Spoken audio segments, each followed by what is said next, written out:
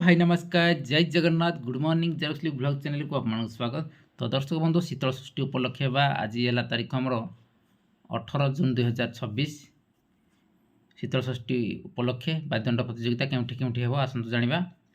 तो आज प्रथम तो देखा पाइबे जे कि प्राचीश्री सहित खमार स्थानटी है जे कि चंद्रबिल कणिया और 2 नंबर कांडसर चैतन्य बाबू सहित मर्दराजपुर से दिन बेला हे समय देती 3:30 स्थानटी है हेंसमूल नुआ हेंसमूल तालचेर एवं 3 नंबर जे कि श्रीगड़ा सहित ब्रजनाथपुर